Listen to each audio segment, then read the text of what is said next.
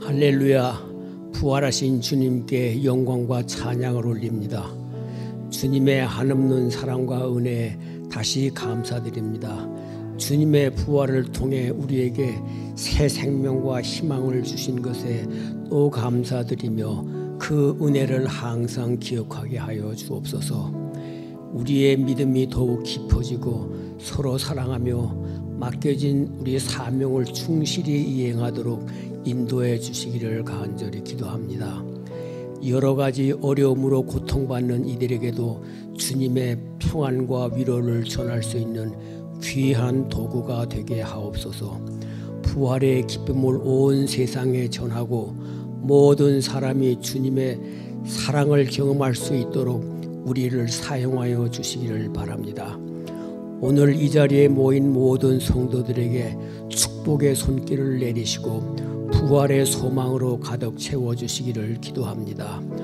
오늘 드리는 우리의 예배가 주님께 상달되도록 예배의 시종을 주관해 주시옵소서. 공로 없는 이시인 우리 주 예수 그리스도의 이름으로 기도드립니다.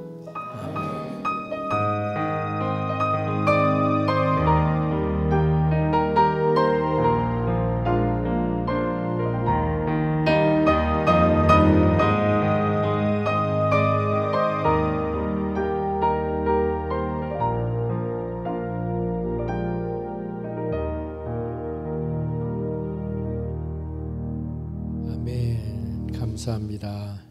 오늘 우리 함께 나눌 말씀은 누가복음 24장 1절에서부터 12절 말씀입니다. 함께 봉독하겠습니다. 시작. 안식 후 첫날 새벽에 이 여자들이 그 준비한 향품을 가지고 무덤에 가서 돌이 무덤에서 굴려 옮겨진 것을 보고 들어가니 주 예수의 시체가 보이지 아니하더라. 이로 인하여 근심할 때 문득 찬란한 옷을 입은 두 사람이 곁에 섰는지라. 여자들이 두려워 얼굴을 땅에 대니 두 사람이 이르되 어찌하여 살아있는 자를 죽은 자 가운데서 찾느냐. 여기 계시지 않고 살아나셨느니라. 갈릴리에 계실 때 너희에게 어떻게 말씀하셨는지를 기억하라.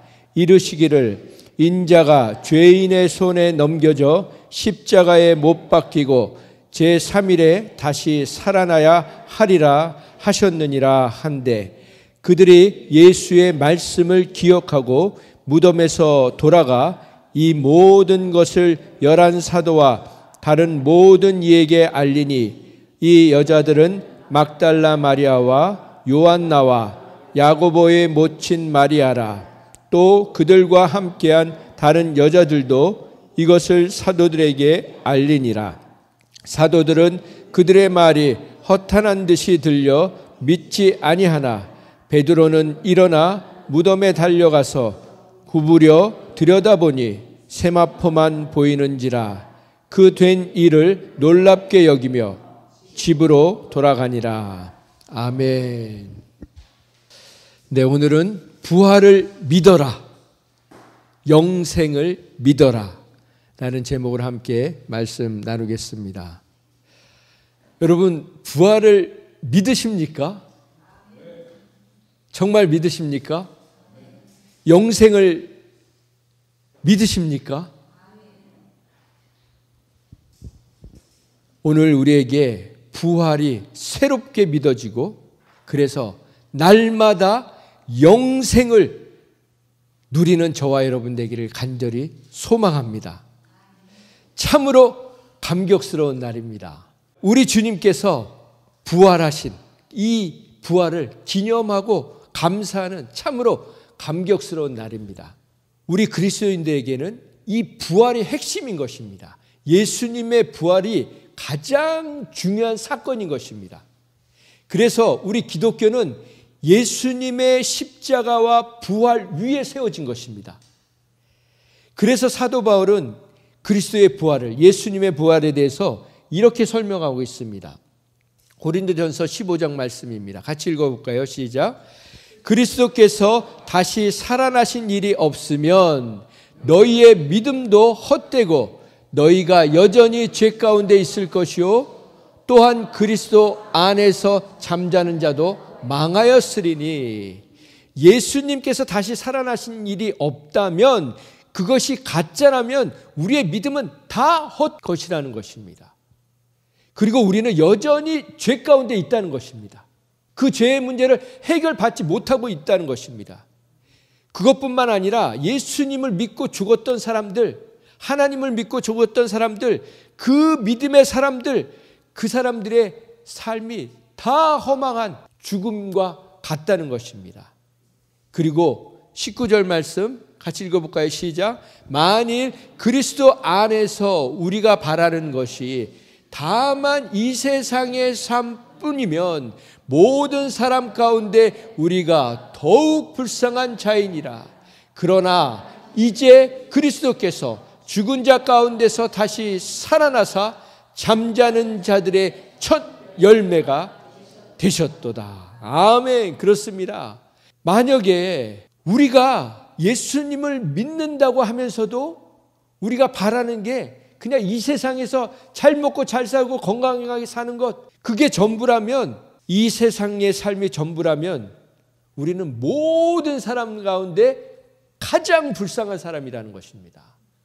마음껏 죄도 못 짓고 마음껏 화도 못 내고 하고 싶은 것도 못하고. 그러나 20절에 멋지지 않습니까? 그러나 이제 그리스도께서 죽은 자 가운데서 다시 살아나셔서 그 잠자는 자들의 첫 열배가 되셨다는 것입니다. 잠자는 자들은 어떤 자들을 얘기합니까?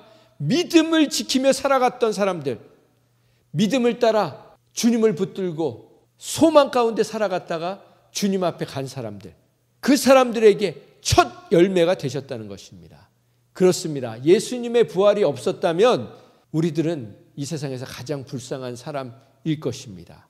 그러나 예수님께서 부활하셨기 때문에, 그리고 우리를 모든 죄에서 구원하시고 해방시키시고 자유를 주셨기 때문에 우리는 영생 복락을 누리게 된 것입니다. 그렇다면 예수님의 부활이 왜 중요한지 우리가 이것을 살펴보기 원합니다. 예수님의 부활이 중요한 첫 번째 이유는 예수님께서 죽음을 이기시고 사망 권세를 이기시고 부활하셨기 때문에 예수님이 살아계셨을 때 말씀하신 모든 것이 사실임을 증명하셨다는 것입니다. 여러분, 이게 다가오셔야 돼요.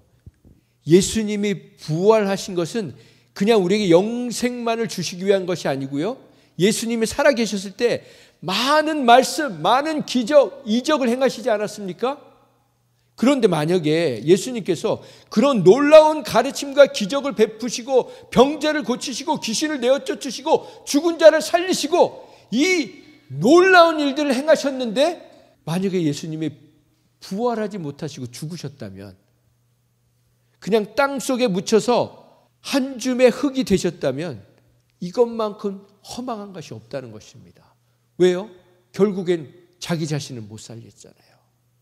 그래서 예수님이 부활하셨다는 건요, 예수님이 살아계셨을 때 하셨던 모든 것이 진리이고 참이고 사실임을 증명해 주셨다는 것입니다.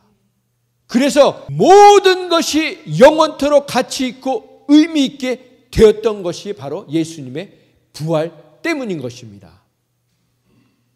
우리는 인간들도 보면 훌륭한 가르침, 감동적인 메시지, 귀신들도 기적을 일으켜요.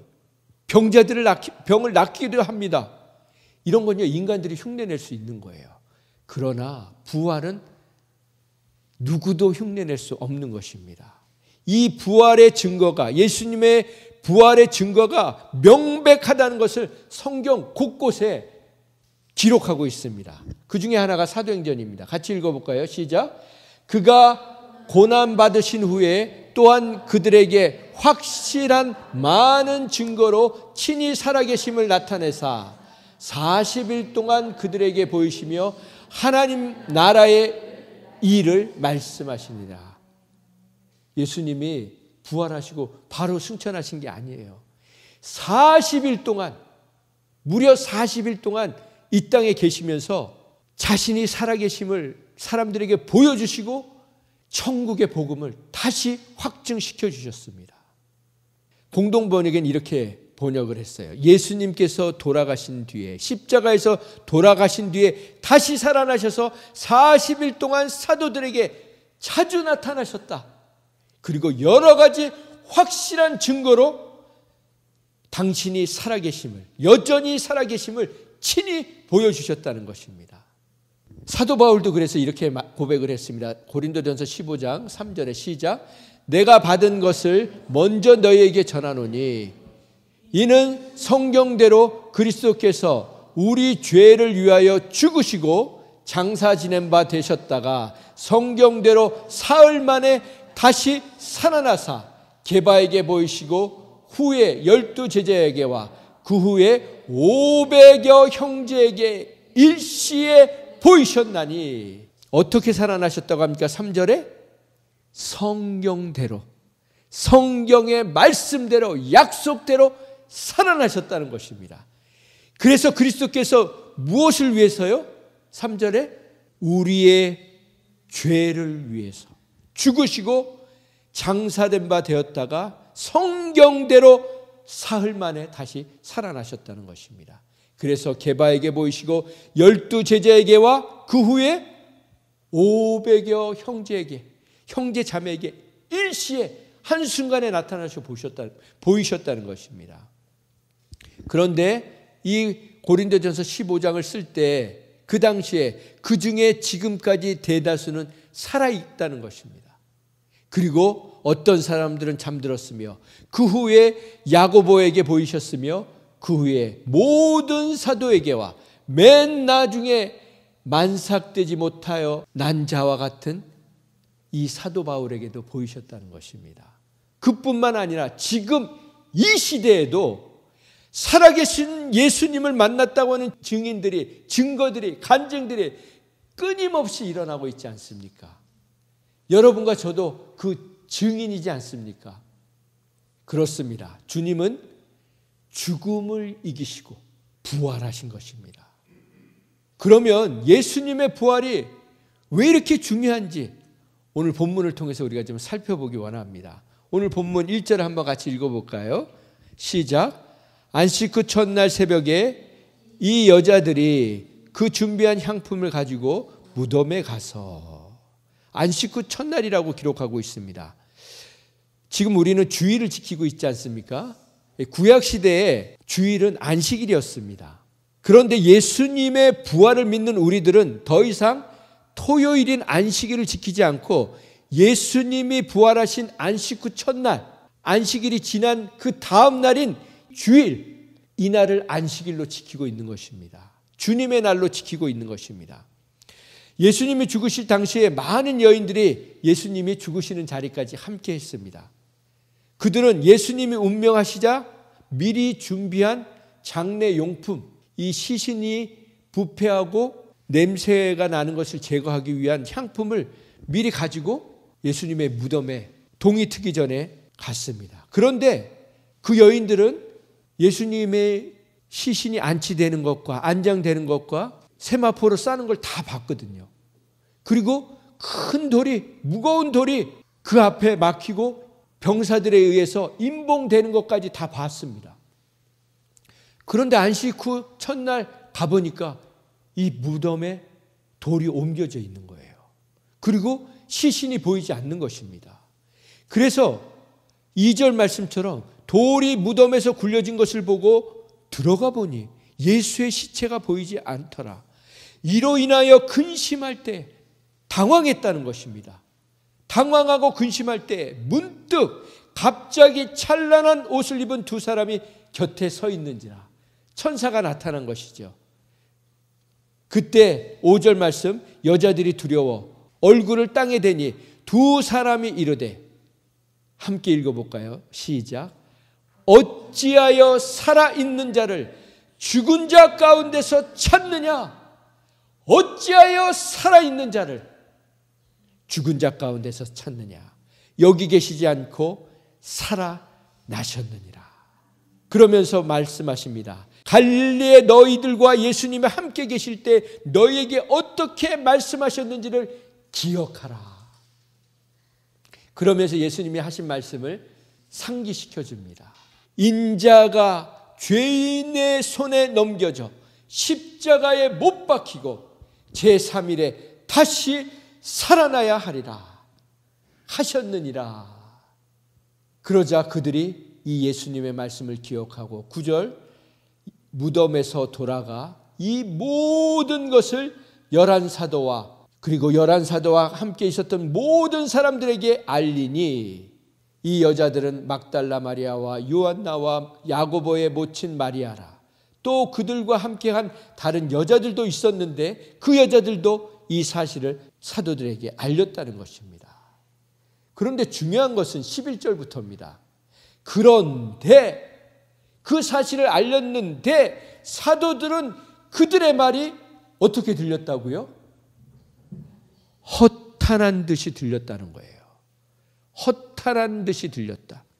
이 허탄한다는 뜻은 무엇냐면요, 부질없는 소리로 들렸다는 거예요. 어처구니 없는 소리, 허튼 소리, 헛소리, 믿을 수 없는 말, 터무니없는 말, 말도 안 되는 말처럼 들렸다는 거예요. 그래서 믿지 아니하나.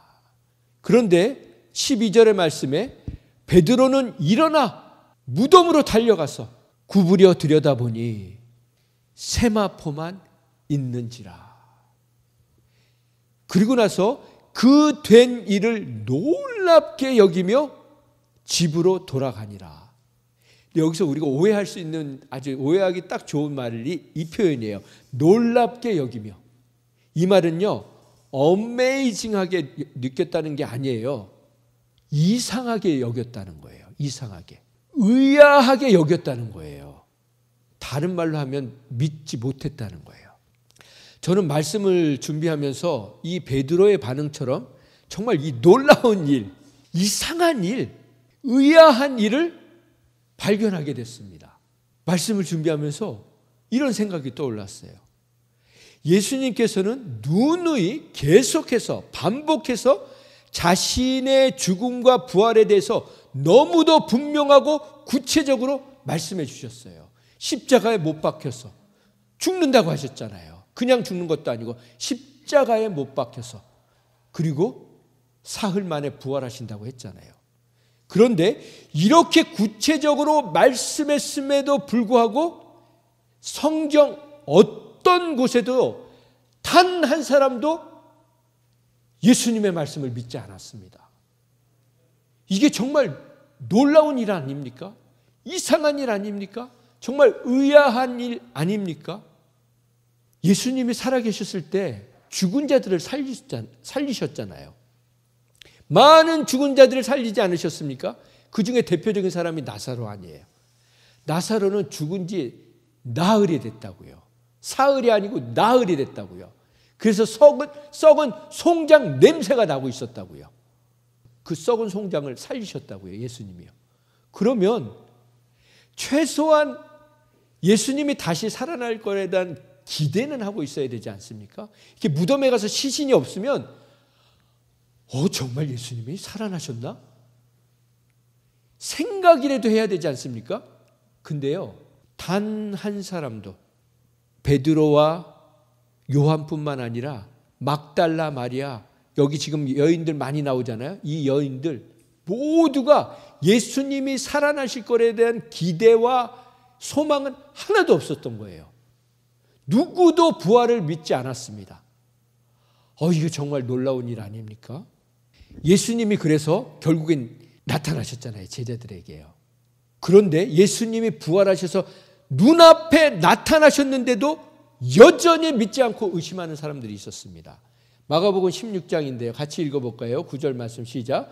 예수께서 안식 후 첫날 이른 아침에 살아나신 후에 전에 7 귀신을 쫓아내어 주신 막달라 마리아에게 먼저 보이시니 마리아가 가서 예수와 함께하던 사람들이 슬퍼하며 울고 있는 중에 이 일을 알림에 그들은 예수께서 살아나셨다는 것과 마리아에게 보이셨다는 것을 듣고도 믿지 아니하니라. 듣고도 믿지 않은 거예요. 그 다음 읽어볼까요? 12절 우리 같이 읽어볼까요? 자막 보시면서 시작. 그 후에 시작. 그 후에 그들 중 두 사람이 걸어서 시골로 갈 때에 예수께서 다른 모양으로 그들에게 나타나시니 두 사람이 가서 남은 제자들에게 알리었으되 역시 믿지 아니하니라. 처음엔 듣고도 믿지 아니었다 그렇게 표현했죠. 그 다음엔 역시 믿지 아니하였다. 그 다음엔 더 기가 막힌 말씀이 나와요. 마태복음 28장인데요. 이건요, 예수님이 승천하시기 바로 직전 제자들 다 모아놓고 그 자리에서 하시는 말씀이에요. 시작. 11 제자가 갈릴리에 가서 예수께서 지시하신 산에 이르러 예수를 배웠고 경배하나 아직도 의심하는 사람들이 있었더라. 정말 놀라운 일 아닙니까? 부활하신 예수님을 보고 있는데도 의심하는 자들이 있었다는 거예요. 저는 이 말씀을 보면서 오늘 우리가 시간이 있으면 이따가 사복음서 내용을 다 보고 싶은데요. 참담해요. 참담. 마태복음, 마가복음, 누가복음, 요한복음 모든 복음서에 단 한 명도 예수님의 부활을 믿고 기대하고 소망했던 사람이 한 명도 안 나와요. 그러면 오늘날 그리스도인이라고 하는 저와 여러분은 정말 예수님의 부활을 믿습니까? 이게 정말 퀘스천이에요. 원래 제가 제목은 부활을 믿습니까? 영생을 믿습니까? 이렇게 했다가 바꿨어요. 부활을 믿어라. 영생을 믿어라. 제 결론은요. 많은 그리스도인들이, 대부분의 그리스도인들이 예수님의 부활을 진정으로 믿지 않고 있구나 라는 생각이 들었어요. 예를 들어 보겠습니다. 오늘이 무슨 날이죠? 부활절이에요. 제가 한국에서 부활절을 지키다가 이 미국에 와서 부활절을 지키니까 아주 다른 게 있더라고요.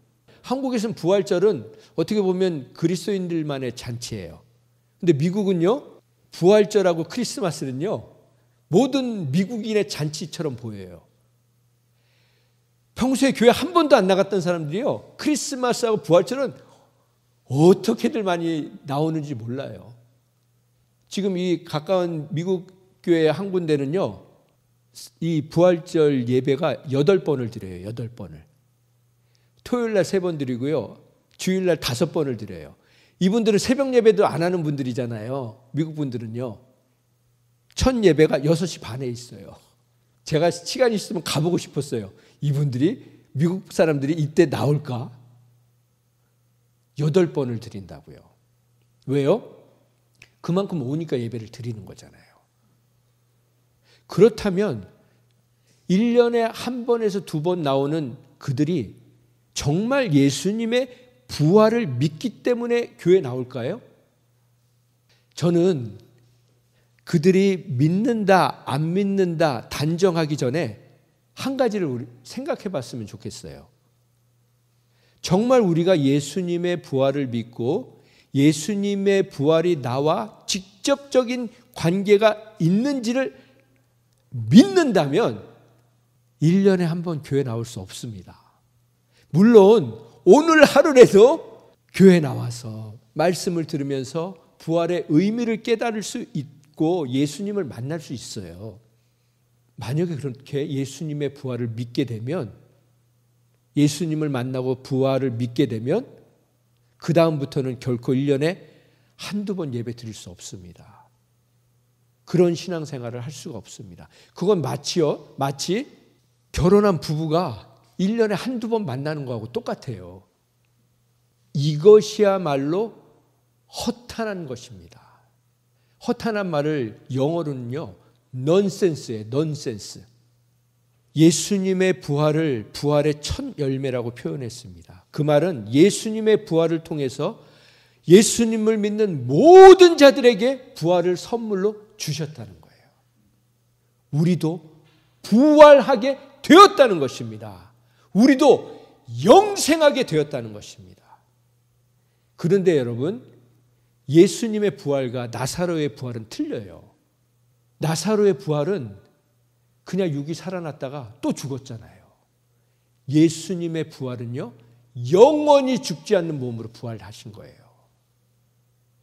영생하는 몸으로 부활하신 거예요. 우리에게 주신 부활은 그런 부활인 거예요. 우리가 정말 부활을 믿는지 영생을 믿는지 생각을 해봐야 합니다. 여러분, 영생하시는 게 좋으세요? 우리가 부활을 하잖아요. 예수님이 재림하시면 우리 몸이 부활을 한다고요. 죽으면 바로 천국에 갑니다. 그리고 나서 영만 가는 거죠. 그러나 예수님이 오시면 우리가 몸으로 부활한다고요. 이 썩을 몸이 썩지 않을 몸으로, 죽을 몸이 죽지 않을 몸으로, 병든 몸이 병들지 않는 몸으로 부활을 한다고요. 근데 여러분, 부활하면 그때부터 못 죽어요. 죽고 싶어도. 그러면 여러분, 영원토록 뭐 하면서 지내시겠습니까? 천국에서는요, 하나님을 예배하고 찬양하는 것 외에는 할 일이 없는 곳이에요. 천사들처럼 결혼하지도 않습니다. 시집 장가가는 것도 없어요. 그냥 주님만 바라보고 사는 거예요. 그러면 지금도 일주일에 한 번 예배 드리는 것, 그것도 길어야 2시간 예배 드리는 것도 힘들어 한다면 어떻게 우리가 날마다 영원히 예배만 드리면서 살겠습니까? 우리는 천국에 대해서, 부활에 대해서 더 구체적으로 깊이 생각을 해봐야 돼요. 현대인들이 놓치고 있는 것이 있습니다. 우리 그리스도인들이 놓치고 간과하고 무시하고 무지한 영역이 있어요. 그게 뭐냐면 하나님과의 친밀함이에요. 친밀함. 우리가 이 땅에서도 정말 이 친밀한 사람들과의 사이는 영원토록 함께하고 싶지 않습니까? 그런 갈망이 있잖아요. 우리는 그런 갈망을 갖는데 우리의 현실은 어떻습니까? 불가능하지 않습니까? 아무리 사랑해도 고작 100년도 같이 못 살지 않습니까? 부부가. 그래서 유행가 가사에 이런 거 있잖아요. 유행가 가사 대부분이 뭐예요? 이루어질 수 없는 사랑. 또 하나는 이루어져서는 안 되는 사랑. 그게 유행가 가사잖아요. 그래서 유행가에 이런 노래 있습니다. 제가 잘 모르는데, 무슨 사랑이 그래요? 어떻게 사랑이 그래요? 그건 뭐예요? 결국엔 사랑한다는 건 책임진다는 거 아니에요? 근데 책임진다고 하고 결국은 책임 못 지잖아요. 그런데 만약에 여러분, 우리가 만약에 그런 사랑을 할 수 있다면, 유행가에서 나오는 그런 사랑을 1000년이 지나도 10,000년이 지나도 그런 사랑을 할 수 있다면, 여러분과 제가 솔직히 단 한 사람만 사랑하면서 살까요? 난리가 날 거예요. 난리가 날 거예요. 아브라함은요, 100세가 넘어서 재혼했어요. 아세요? 아브라함이 우리는 믿음의 조상이라고 생각하잖아요. 맞아요. 맞는데요. 100세가 넘어서 더 많은 자녀들을 낳았어요. 우리는요, 그런 사람들이라고요. 우리의 사랑은, 인간의 사랑은 거룩한 사랑이 없습니다. 여러분은 언제 심장이 뛰십니까? 부활이란 단어에 심장이 뛰어야 돼요. 부활은, 영생은 연명이 아닙니다. 부활과 영생은 천년 만년 함께하고 싶은 그 연인들의 사랑과는 비교조차 할 수 없는 것입니다. 제가 말씀을 준비하면서 또 이 엉뚱한 생각이 떠올랐어요. 지금 우리가 계속 반복되는 게, 듣고도 믿지 않았다. 역시 믿지 않았다. 아직도 의심하는 자들이 있다. 근데 그러고 나서 성경 뒤에 뭐가 나오는지 아세요? 너희는 가서 모든 족속으로 제자를 삼아라 하고 지상명령을 주세요. 내 양을 먹이라. 내 양을 먹이라. 양들을 맡기세요. 아니, 눈에 보이는 예수님도 믿지 않는데 그 양들을 맡기신다고요. 그 사꾼들에게, 그 믿지 않는 자들에게 영혼들을 구원하라고 놀라운 명령을 내리신다고요. 예수님의 반응은 죽으시기 전과 죽으시고 나서 부활하셨을 때와 너무나도 한결같으세요. 초지일관이세요. 도망가면 거기까지 쫓아가셔가지고 아부하셨잖아요. 고기 잡으러 다 도망간 그놈들 가가지고 예수님이 고기하고 떡하고 이렇게 준비하셔가지고 먹이셨잖아요. 그게 아부 아니에요? 그러면서 사명을 맡기시잖아요. 도망간 제자들을 다시 찾아가시고 일일이 설명해 주시고, 엠마오 두 제자가 예수님을 못 알아보니까 예수님이 모세부터 시작해가지고 구약 성경에 있는 모든 자기에 관한 것을 자세히 설명해 주셨다고 기록하여 있어요.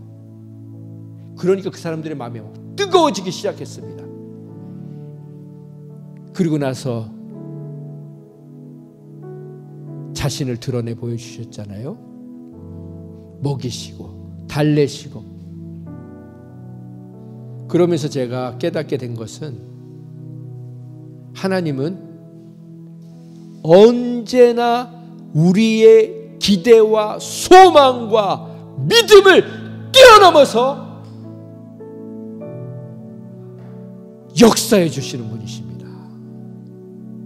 여러분, 이거 믿으셔야 돼요. 이걸 기억하셔야 돼요. 하나님은요, 우리의 기대와 소망과 믿음과 그 모든 것을 뛰어넘어서 역사해 주시는 분이십니다. 우리는 이 사실에 대해 눈 떠야 합니다. 하나님은 찌질한 하나님이 아니세요.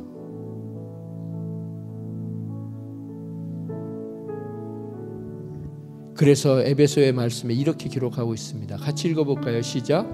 우리 가운데서 역사하시는 능력대로 우리가 구하거나 생각하는 모든 것에 더 넘치도록 능히 하실 이에게 교회 안에서와 그리스도 예수 안에서 영광이 대대로 영원무궁하기를 원하노라.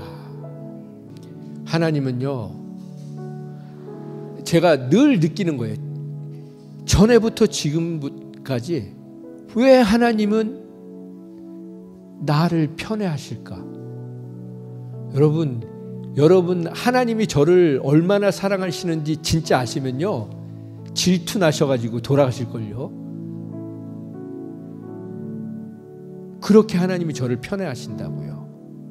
근데요, 하나님을 제대로 만난 사람은요, 다 이런 착각 속에 살아요. 야, 어떻게 내가 이런 사랑을 받지? 이런 은혜를 받지?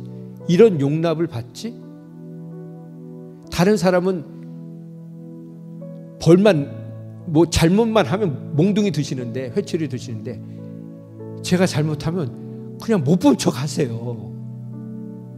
여러분, 진짜 사랑하고 막 그런 자식은요, 그냥 못 본 채 한다고요. 마음은 아파도, 그리고 잘못하고 있으면 내가 가서 뒤처리 해준다고요. 부모가요.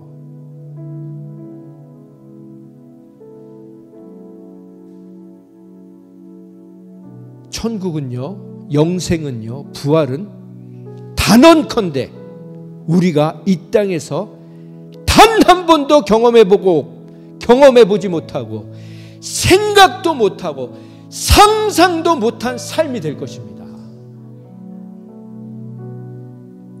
그냥 우리가 여기서 경험하는 건요, 그냥 맛보는 거예요. 그냥 조금씩 그림자와 같은 거예요.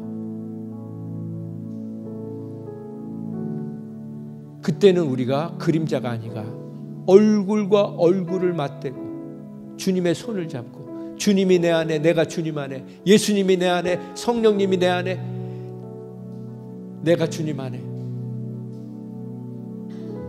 얼마나 행복하겠습니까? 그래서 저희 아버지가 돌아가시고 나서 저희 어머니에게 나타나셔서 그렇게 말씀하셨대잖아요. 너무 좋아, 너무 좋아, 너무 좋아. 우리는 날마다 새롭고 순간순간마다 새로운 세상을 경험할 것입니다.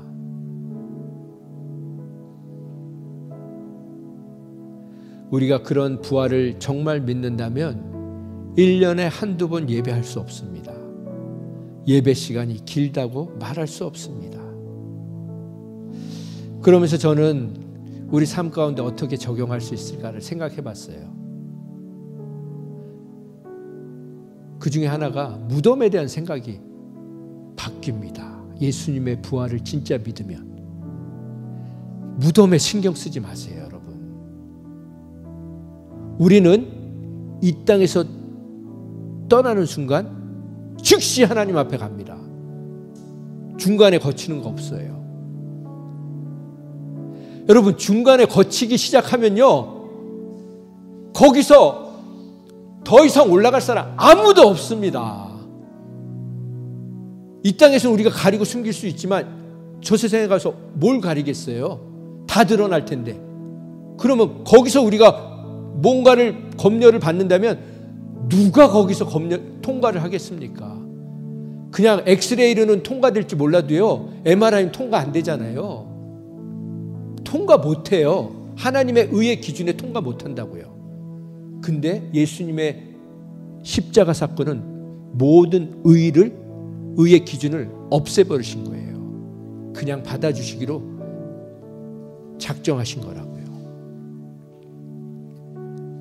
오늘 나와 함께 낙원에 있으리라고 하시지 않았습니까? 그런데 내가 없는 무덤, 여러분은 거기 계신 게 아니에요. 우리는 무덤에 있는 게 아니라고요. 즉시 하나님 앞에 가는데 내 자손들이 나도 없는 무덤에 찾아오는 게 무슨 의미가 있습니까? 나는 천국에 있는데 거기다 더 슬픈 거는 나도 없는 무덤에 와서 나는 천국에 있는데 슬퍼하는 자손들을 보면서 천국에서 내가 그걸 볼 거 아니에요. 얼마나 허탄하게 보이겠습니까? 얼마나 부질없게 보이겠습니까? 얼마나 넌센스와 같은 일입니까? 그래서 어찌하여 살아있는 자를 죽은 자 가운데서 찾느냐? 어찌하여 살아있는 자를 무덤에 와서 찾느냐? 여기 계시지 않고 살아있느니라. 그래서 여러분, 정말 무덤을 만들고 싶으시면요, 만드신 다음에 비석에 그렇게 쓰세요. 나 여기 없다. 나 여기 없다. 오늘까지만 오고 오지 마라. 나 천국에 잘 있어. 고생하고 여기 와가지고 뭐 다른 거 하지 마. 화려한 왕릉, 피라밋이 뭡니까? 그 헛된 무덤 아닙니까? 묘비, 비석 다 부질없는 짓입니다. 죽을 때까지 자랑하고 싶은 거예요. 무덤이 크고 화려할수록 부끄럽고 공허한 것입니다. 여러분은 무엇을 날마다 묵상하고 계십니까? 이제 연세가 되셨잖아요. 주님 앞에 가실 날이 얼마 안 남으셨잖아요. 그래서 날마다 죽음을 묵상하십니까? 그건 바보 천치예요. 바보 천치. 우리는요, 날마다 부활을 묵상해야 합니다. 날마다 영생을 묵상해야 합니다. 그 영생을 생각하면 가슴이 뛰어야 되는 거예요. 내가 가기 전까지 이 부활의 생명, 이 기쁨, 능력을 자랑하면서 살려고 해야 되는 것입니다. 부활이란 단어만 들어도 심장이 터질 듯한 감격이 일어나야 하는 것입니다. 그래서 마지막 날까지 영혼 구원을 위한 열정이 우리 안에서 불타 올라야 하는 것입니다. 부활을 믿는 만큼 우리는 달라집니다. 근데 부활을 안 믿으면요, 안 달라져요. 예수님의 무덤이 빈 무덤이 되었듯이 우리의 무덤도 결국 빈 무덤이 말 것입니다. 그런데 거기다 뭘 그렇게 신경을 쓸 일이 있겠습니까? 우리는 고난주간, 이 고난을 40일 동안, 사순절이라고 해서 40일 동안이나 묵상하지 않습니까? 그런데 사람들이 부활은 1년에 단 하루, 그것도 단 1시간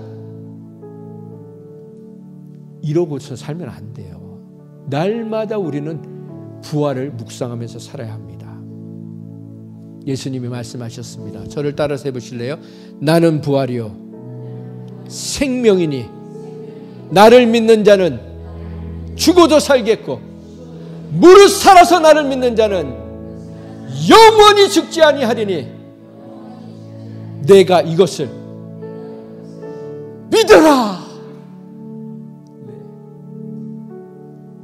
부활을 믿으시기 바랍니다. 영생을 믿으시기 바랍니다. 부활을 믿는 사람은 이 땅의 삶에 연연해하지 않습니다. 더 이상 죽음을 묵상하는 것이 아니라, 그래서 한평생 죽음의 종노릇하면서 사는 것이 아니라 영원한 부활 생명을 믿고 이 땅에서부터 부활 생명을 사는 것입니다. 부활과 영생을 믿음으로 말미암아 이 땅의 삶부터 천국을 누리시는 저와 여러분 되시기를 예수님의 이름으로 축원드립니다. 기도하겠습니다. 예수님의 부활을 믿기에 저희도 부활할 것을 믿습니다. 예수님의 부활을 믿기에 이 땅의 삶에 더 이상 연연해하지 않겠습니다. 더 이상 죽음을 묵상하는 것이 아니라, 그래서 한평생 죽음의 종노릇하지 않게 하시고 영원한 부활 생명을 믿고 이 땅에서부터 부활 생명으로 살아가게 하여 주시옵소서. 그래서 겉사람은 날마다 후패해도 낙심하지 않게 하여 주시옵소서. 건강을 잃어도 눈 깜짝하지 않게 하여 주시옵소서. 지역을 잃어도 끊임없이 감사하며 기뻐하며 찬양하며 살게 하여 주시옵소서. 가족을 잃어도, 사랑하는 사람을 잃어도 천국에서 부활 생명으로 다시 만날 소망 때문에 날마다 기뻐하며 살게 하여 주시옵소서.